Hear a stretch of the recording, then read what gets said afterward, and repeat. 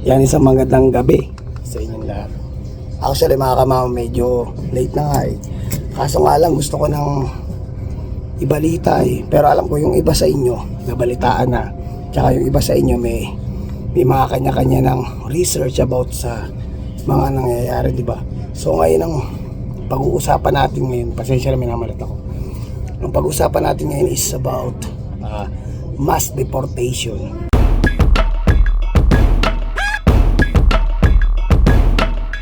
So yung mass deportation before meron tayo dito sa Canada, meron din sa US, mga kamama. So ngayon bakit ko ba sinasabi yung istorya ng ito ay taga-Canada tayo? Siyempre ano ko lang naman is mabigay sa inyo yung balita na kumakalat dito sa, siyempre malapit tayo sa US. Apektado ba ang Canada? Ano ba yung mga mangyayari na pwedeng mangyari dahil dun sa pinatupad ni Donald Trump? Kasi usual pa lang mga kamamon, nangangandidato pa lang siya. Ang number 1 niya sa listahan niya pag nanalo siya is ang unang ipapatupad niya or parang gagawin niya is yung mass deportation sa mga illegal immigrants. So ayun na mga kamamaw, 2 days pa lang mga kamamaw na nakaupo si Donald Trump. Pag upo pa lang niya mga kamamaw, yun agad ang narinig mo sa balita. Ganun siya kahigpit, ganun siya. Actually parang di mo alam kung matatakot ka ba o parang wala lang sa'yo. Kasi usual ano yan eh, dito sa Canada di ba nangyari na sa atin yun eh. So ngayon ano ba yung mga bagay na sa tingin mo bakit maapektuhan ng Canada?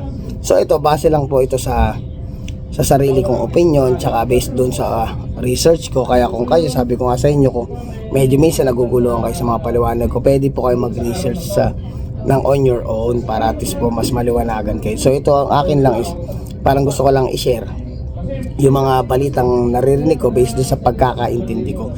So ayun na mga kamama, 2 days pa lang mga kamama ng administrasyong Trump ay umaatake na agad. Sobrang maigpit na. Siyempre ang number 1 kasi mga kamama, tabi tayo ng USA. So ang mangyayari, parang baliktaran lang ngayon nung time ng mass deportation ng Canada before. Ang nagagalit is yung US kasi ang nangyayari, tumatawid ang mga illegal immigrants from Canada to US. So ngayon, eto na, US naman ang nasa point ng mass deportation. So automatic, ang isa sa pinakamalapit na pwedeng puntahan ng mga nasa US, kaya po sa may Mexico rin naman eh, malapit din naman ang Mexico sa kanila eh. Isa ang Canada sa pwede nilang pagtawiran. So yun mga kamamo. Pero syempre alam mo naman ngayon, nauna yung Canadang magsimula ng mass deportation. So automatic mahihigpit na yun sa mga borders. Sobrang nakabantay na.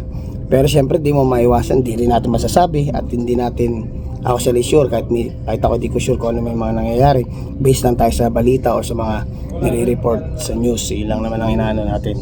Syempre masasabi mo bang walang makakatakas? Walang makakapuslit? Meron at meron yan makakapuslit mga kamama. Pero syempre iniisip ko lang din sa sarili ko minsan, pupuslit ka, lilipat ka sa kabila, ang tanong, paano ka mabubuhay pag tumawid ka sa kabila? It's either ba na pag tumawid ka doon, sasabihin mo mismo na ay pinapaalis na kami ng bansang US, paano kami, nahirapan na kami,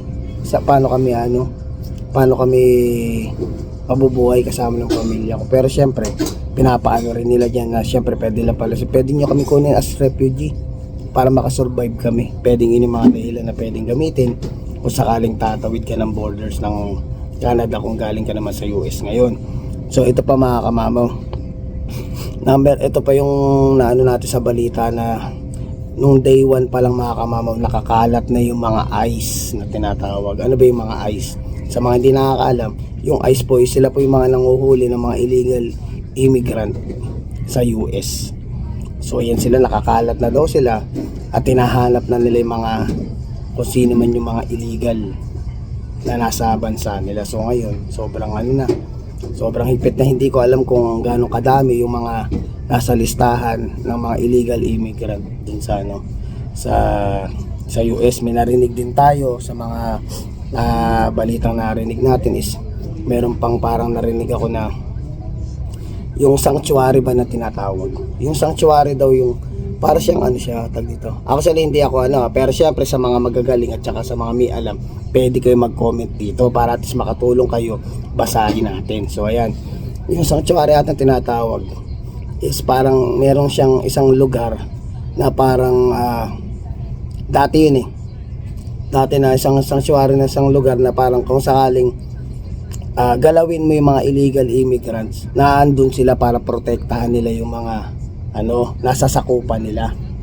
So ngayon may mga times na hindi ako 100% sure, may mga times daw na parang minsan hindi ginagalaw nung kahit sino, like yung sa immigration or sa kung sino man yung mga ICE, hindi nila ginagalaw yung pag naandun sila sa teritoryo na iyon. Like for example parang if I'm not mistaken sa Mid Chicago, yun doon daw kadalas meron din daw doon. So ibig sabihin parang ang dating hindi nila gagalawin yun dahil kung nasa under sila ng sanctuary, hindi nila gagalawin yung mga kung sino man yung illegal immigrants doon. Ganun lang kaya parang nagugulat na lang ako na may mga ganoon pala. So hindi tayo 100% accurate dun sa sinasabi ko, pero syempre sa mga sabi ko nga sa inyo, kung mas may alam kayo, ipaliwanag nyo dito. Yun, hindi nila ginagalaw. Pero ngayon under Donald Trump administration, even na nandun ka sa point na nandun ka sa sanctuary, gagalawin na nila yun. Gagalawin na nila. Sobrang talagang ganun siya dedikado, or talagang yung pinangako niya nung time na tumatakbo pa siya, talagang talagang tinutukan niya yan. So iyan ang mga natin na yung sa mga sanctuary na na pwedeng na talaga nila yung mga illegal doon, kung may mga illegal immigrant doon. Yung mga illegal immigrant po, yun po yung mga walang papel, yung mga no status, kung nasa mga katulad dito sa bansang Canada o bansang US, yung mga yung no status talaga, yun po yung tinatawag na illegal immigrant. At the same time, nasaga pa tayo na parang may grupo ata ng mga Indian or Indiano na parang tutulong daw sila para hulihin yung mga illegal immigrant, para mabawasan daw, which is para makikipagtulungan siya sa government ng US para mabawasan yung mga illegal immigrant na kakilala nilang kalahi nila. So para sa akin, I'm not against dun sa kung sino man yun. Narinig ko lang sa balita na magpapatulong sila na parang under like 18,000 daw. Hindi ako sure sa saktong bilang, parang 18,000 daw yung kilala nila na under mga walang papel na gusto nilang ipa-deport sa bansa nila. Yun, tutulong lang daw sila. So iyan ang parang ang dating ang tanong, pag sinabi ba nila or something na ganun, hindi natin alam kung ano ba yung benefits nun dun sa magsusumbong. Actually may mga naririnig din tayo kahit even dun sa mga dating dito sa Canada, meron din dito na parang kunyari ka kung illegal wala kang papel, visitor ka lang, tapos pag naisumbong ka, parang may nakukuha sila Parang ewan ko lang, rinig ko lang, hindi ako sure talaga. Narinig ko lang yung dati nung dumating ako na parang kung iyan lang ang papel mo, diyan ka lang nagtatrabaho, iyan lang mo, nagtrabaho ka sa iba, maaaring mag-ingat-ingat ka, baka mamaya may magsumbong sa'yo. Kasi daw, yung mga nagsusumbong, may mga nakukuha daw yun. So yun. So hindi natin alam yung sa US, narinig ko lang, hindi ko alam kung gusto ba nilang gawin yan dahil para makatulong sila sa bagong pamumuno ni Donald Trump, or pwedeng may something rin na may makukuha sila, bakit nila gagawin yan. So hindi natin alam yan, wala tayong alam. So ayan pa medyo na natin na nababalit na natin na narinig natin sa balita, kaya nakakawindang na iisipin mo kung tatawid sila sa border nang wala silang papel, wala rin silang mangyayari dito sa Canada. Even kung nasa Canada ka, tumawid ka sa border ng US, ang tanong ganun din, di ba? Hindi natin alam, wala akong sure kung sasabi nila sa refugees, kasi talaga pag naging ka talaga na under refugees, talagang mangyayari, talagang magiging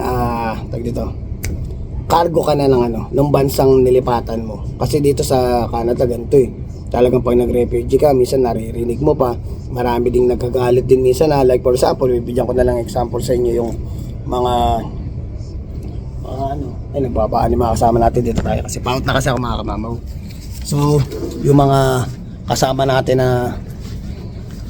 na parang mga senior dito, inang ano natin, yung mga senior dito na parang nag-retired na. Siyempre may mga nakukuha silang mga parang mga tag dito, retirement fee every time na nakukuha nila sa buwan-buwan dito sa gobyerno. So minsan nagre-reklamo na sila na parang yung refugee is mas mataas pa daw yung nakukuha sa kanila, which is sila daw yung nagtrabaho, sila yung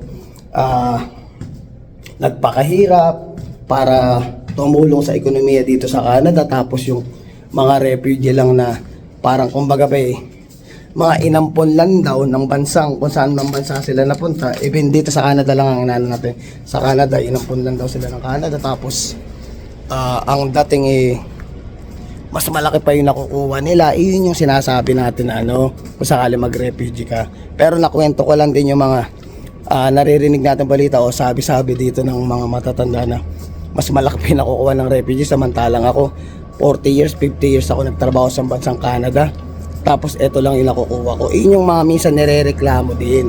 Kaya nagiging issue rin dito sa Canada yung mga ganyang bagay na yung pagtatanggap na yung biglangan dumami yung ano, yung immigration. Sa immigration, bakit dumami yung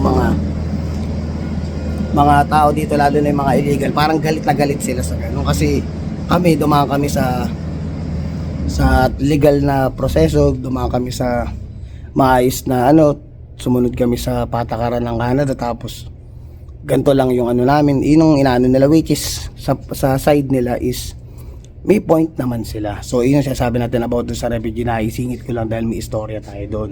So yan, syempre sobrang ano, maraming ano yan, dire-diretso yan, sigurado dire-diretso yan na halos sa araw-araw mayroong mga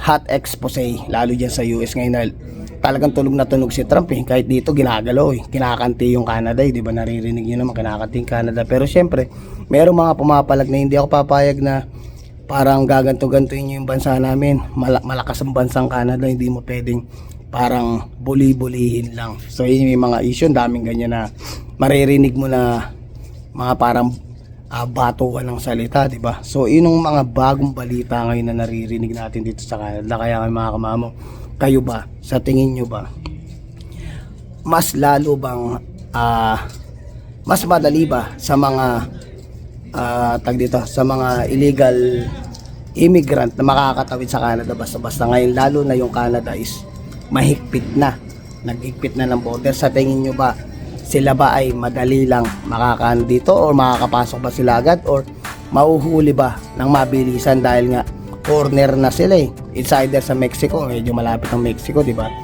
or Canada, yun ang ano. Pero syempre kung ibang lahi ka, ako lang based on sa opinion ko, kung ibang lahi ako, ba't ako tatawid ng Mexico? Para sa akin, feeling ko mas maganda pa ang buhay ko kung Canada ako kaysa mag Mexico ako, di ba? Kaya automatic mga kamamo, ang tatarget niyan Canada talaga pupuntahan yan para makasurvive sila at para hindi sila mapauwi sa kanilang bansa. So ayun mga kamamo, tapusin ko na to vlog, ganito lang mo lang kaigsi. Sana na ano kayo, na tag dito, nabulaga din kayo sa bulagang na nabalitaan ko. Ay maraming salamat. Please don't forget to like, share, subscribe and hit the notification bell for more updates of my video. See you mga kamamaw.